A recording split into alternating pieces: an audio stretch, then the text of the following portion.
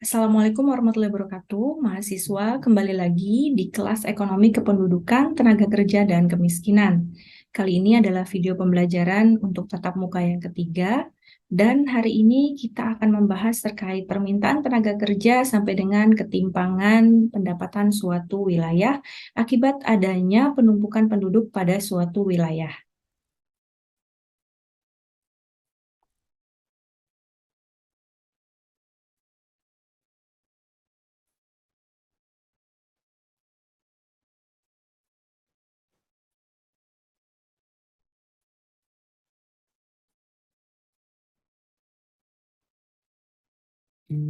Baik, adapun ruang lingkup ya, pada pertemuan yang ketiga ini kita akan membahas terkait konsep permintaan tenaga kerja, konsep ketimpangan, dan penanggulangan ketimpangan tersebut.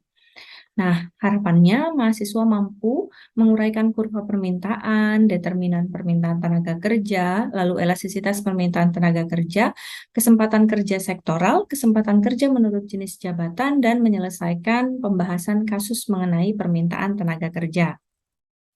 Baik, kita coba dimulai dulu ya dari permintaan tenaga kerja dan hubungannya antara upah.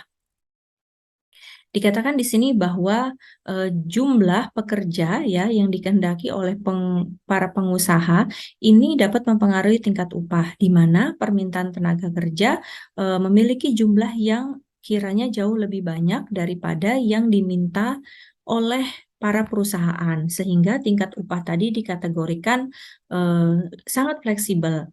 Ketika memang perusahaan yang membutuhkan tenaga kerja, maka perusahaan yang akan menawarkan ya upah yang jauh lebih besar dan nanti penawaran akan tenaga kerjanya jadi meningkat.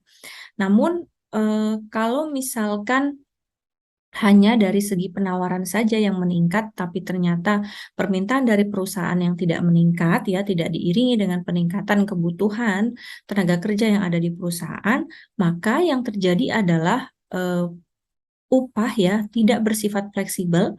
Alhasil tingkat upah dalam perusahaan tersebut bisa dikategorikan tetap dan ketergantungan akan suatu tenaga kerja ya, yang dimana nanti tenaga kerja tersebut hanya memilih untuk saya bekerja atau tidak pada tingkat upah tertentu gitu. Dan inilah yang dapat memicu terjadinya pengangguran. Terkait dari maksimal profit ya, Miller dan Mainers berpendapat bahwa permintaan tenaga kerja dipengaruhi oleh marginal produk. Dalam artian semakin besar permintaan dari suatu barang, ini harusnya meningkatkan pula permintaan tenaga kerja. Dan marginal produk tersebut perkalian dari produk fisik marginal ya atau physical marginal dengan harga produk yang bersangkutan. Dan produk fisik marginal ini merupakan kenaikan total dari produk fisik bersumber dari penambahan satu unit outputnya. Nah, jika kita masukkan ke dalam fungsi ya MPPX, jadi marginal untuk pekerja tersebut akan barang X, di sini digambarkan, sama saja dengan marginal PPPY akan barang Y. Jadi rasio dari permintaan akan suatu barang itu dapat meningkatkan penambahan jumlah tenaga kerja gitu. Dan juga di sini dikatakan bahwa minimisasi biaya input atau maksimisasi output atas penggunaan input mensyaratkan penggunaan kombinasi yang sedemikian rupa. Jika kenaikan satu unit input, misalnya X, kita kategorikan saja sebagai barang, akan memperbanyak biaya produksi sebagai PX. Jadi ketika konsumen meminta barang tambahan ya untuk diproduksi dari suatu perusahaan, berarti perusahaan juga mempunyai biaya produksi yang harus ditambahkan. Nah, sekaligus akan memperbesar volume sebanyak MPPX pertambahan dari jumlah barang tersebut dengan rasio PX per MPPX. Sehingga pertambahan dari jumlah barang yang diminta dalam artian dapat mengakibatkan penambahan biaya dan nantinya dapat pula menambah jumlah tenaga kerja ya yang diminta oleh perusahaan. Nah, bagaimana sih permintaan atau bentuk-bentuk tenaga kerja ya yang ada di pasar? Kalau misalnya yang pertama ada pasar tenaga kerja dengan bersifat bersaing sempurna, maka dalam pasar ini terdapat banyak perusahaan yang memerlukan tenaga kerja dan tenaga kerja yang ada tidak tergabung dalam serikat buruh yang bertindak sebagai wakil mereka. Dalam artian kalau persaingan sempurna berarti teman-teman bisa open recruitment tanpa lewat jalur ketiga atau sering disebutnya adalah pegawai non-organik atau outsourcing. Nah, kalau pasar tenaga kerja monopsoni adalah pasar di mana terdapatnya suatu perusahaan yang akan menggunakan tenaga kerja yang ditawarkan. Jadi ada pihak ketiga tadi ya seperti outsourcing yang menawarkan jasa tenaga kerja. Nah, untuk pasar tenaga kerja monopoli di pihak tenaga kerja, ada penentu upah dalam pasar tenaga kerja yang bersifat monopoli pihak pekerja dan dibedakan pada 3 keadaan tertentu, yakni yang pertama, menentukan upah lebih tinggi dari yang dicapai pada keseimbangan permintaan dan penawaran tenaga kerja, di mana biasanya tenaga kerja memang yang sangat dibutuhkan dan jumlah atau kuantiti dari tenaga kerja tersebut terbatas.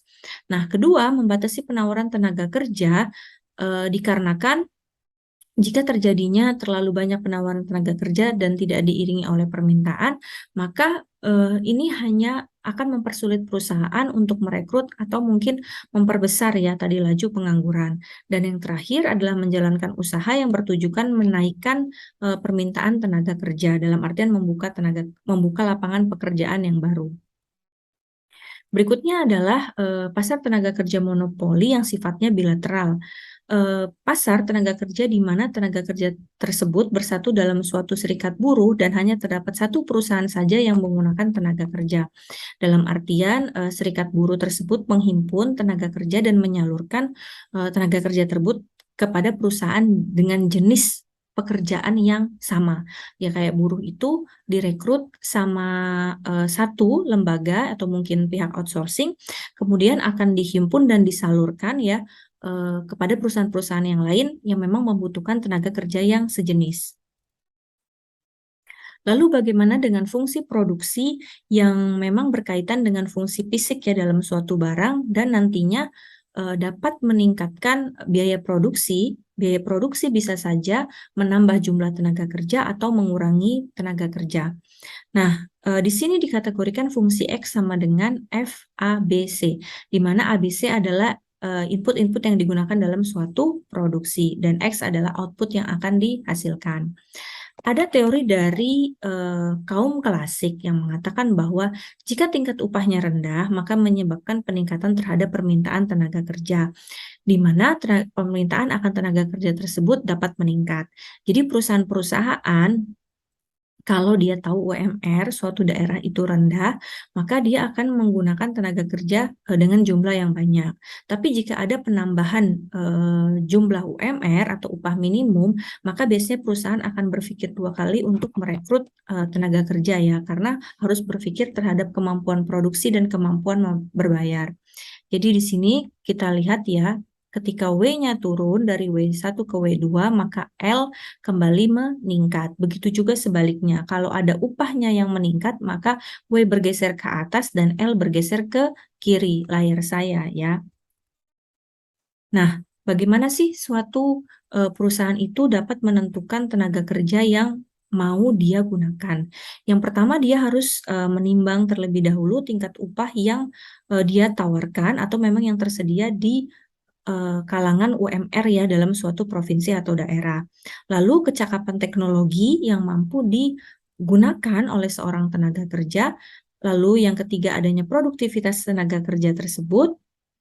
Lalu adanya kualitas tenaga kerja ya, seperti soft skill dan hard skill-nya, dan yang terakhir adalah fasilitas modal yang dimiliki oleh seorang calon ya, calon pelamar kerja atau tenaga kerja.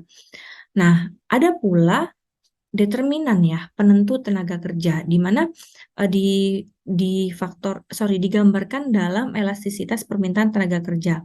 Contohnya di sini elastisitas permintaan produk ya, bahwa elastisitas permintaan tenaga kerja akan lebih besar apabila elastisitas permintaan produk juga bertambah besar.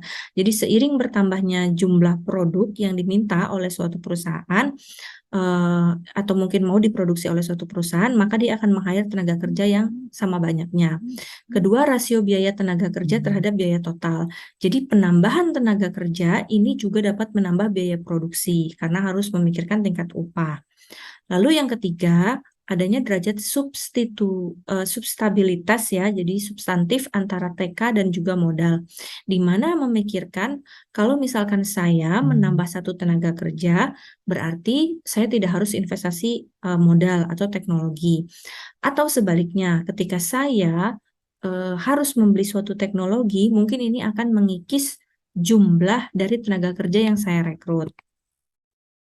Yang berikutnya lagi adalah elastisitas penawaran terhadap modal, di mana dikatakan bahwa permintaan tenaga kerja lebih elastis, maka semakin elastis pula penawaran input substitusi modal. Jadi kalau misalkan masyarakat lebih banyak jumlah angka tenaga kerjanya atau angkatan kerja, maka semakin elastis pula penawaran input substitusinya. Jadi sebenarnya makin banyak orang yang mendaftar kerja, ini makin banyak juga saingan. Jadi kalau bagi perusahaan itu, kalau saya nggak menerima dia, mungkin akan ada orang lain yang akan menggantikannya. Jadi substitusi yang dimaksud adalah seperti itu. Nah, akibat adanya bonus demografi yang memang melebihi pada suatu wilayah, di minggu kemarin saya sudah mengajarkan ya kepada mahasiswa bahwasannya ini akan menimbulkan ketimpangan jumlah penduduk dalam suatu wilayah.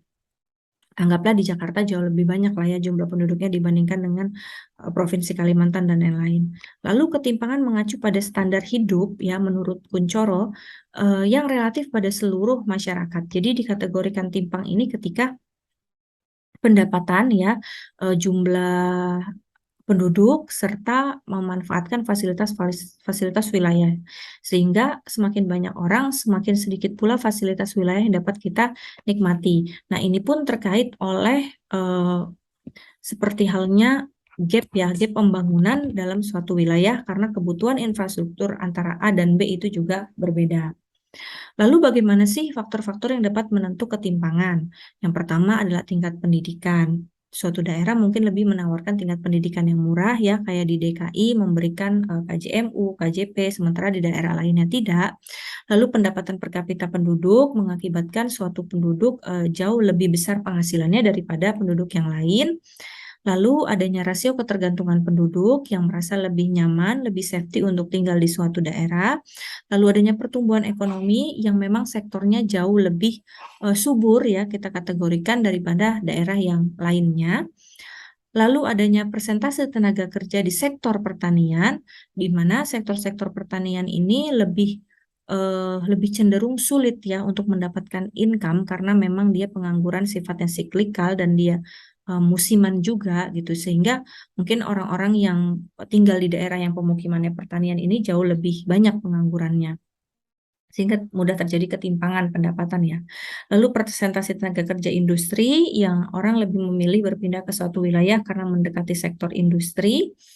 Dan untuk teori pengukuran ketimpangan ini dapat diukur melalui kriteria Bank Dunia, koefisien Gini yang digambarkan oleh kurva Lorenz.